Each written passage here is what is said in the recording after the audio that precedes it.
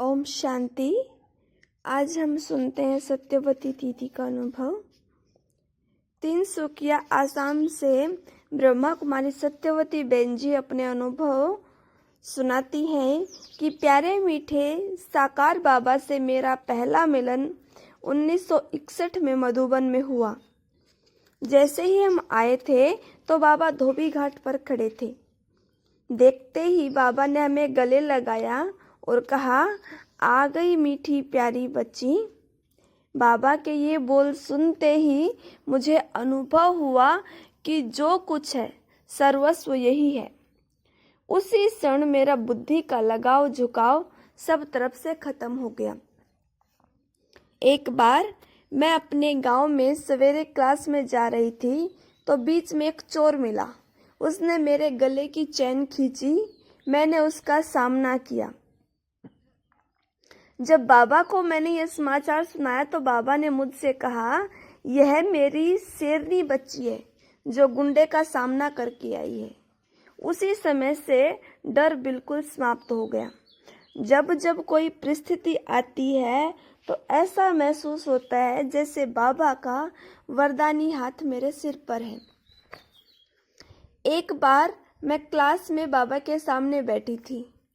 मुझे ऐसा लग रहा था कि एक ज्योति बाबा में आकर समा रही है और मस्तक से जैसे कि किरणें निकल रही हैं। इससे पहले मुझे ब्रह्मा बाबा से तो बहुत प्यार था, लेकिन यह निश्चय नहीं था कि शिव बाबा इनमें आते हैं। परंतु उस दिन से ऐसा अनुभव हुआ कि संसार की कोई हस्ती मेरे निश्चय को हिला नहीं सकती। एक बार बाबा से मिल रही थी तो बाबा ने मेरे सिर पर हाथ रखकर बोला, बच्ची, तुम्हारे जैसी 1 दर्जन माताएं मिल जाएं तो बाबा का कार्य जल्दी हो जाए। उसके बाद जब मैं कोलकाता गई तो टिब्रेवाल धर्मशाला में प्रदर्शनी की। उसी प्रदर्शनी से 1 दर्जन माताएं निकली और निश्चय बुद्धि बनी। इस प्रकार बाबा का महावाक्य सिद्ध हो गया। सन 1965 में जब मम्मा अव्यक्त हुई तो बाबा को देखा कि बाबा ड्रामा की पटरी पर अटल अडोल खड़ा था। बच्चों को धीरज दे रहा था कि ड्रामा में होगा तो तुम्हारी माँ वापस जरूर आएगी। बाबा जैसे बिल्कुल निश्चिंत थे। बाबा अशरीरी स्थिति का कैसे अभ्यास करते थे ये हमने प्रैक्टिकल देखा। एक बार बाबा लेटे हुए अखबार देख रहे थे। देखते देखते बाबा एकदम साइलेंस में चले गए। मैं सामने खड़ी देख रही थी कि बाबा को क्या हुआ। फिर थोड़ा समय के बाद जब बाबा की पलकें झपकी तो लगा कि बाबा कैसे अशरीरी हो जाते हैं। हमने देखा बाबा को बच्चों को अलौकिक पालना देने का, उन्हें ज्ञान रत्नों से श्रृंगारने का, गुणों से संपन्न बनाने का, सेवा में बच्चों को ऑलराउंडर बनाने का बहुत शौक था। बाबा की दृष्टि जैसे सर्च लाइट का अनुभव कराती थी।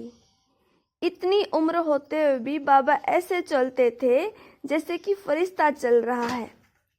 बाबा के एक एक बोल ऐसे होते थे जो दिल में जगह बना लेते थे। सर्व के प्रति बाबा की दृष्टि समान और सम्मान युक्त रही। एक बार बाबा के साथ झूले में झूल रही थी।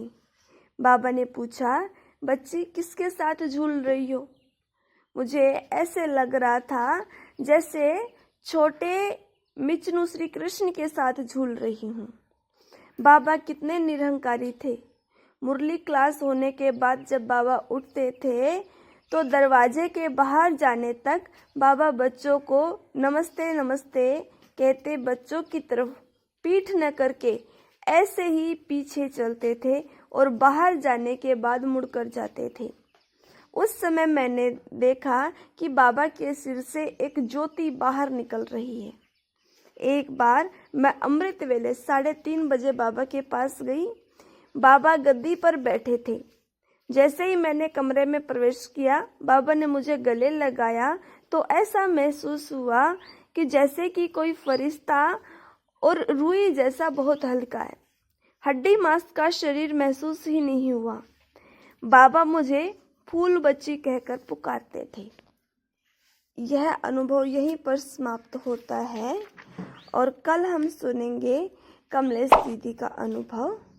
ओम शांति।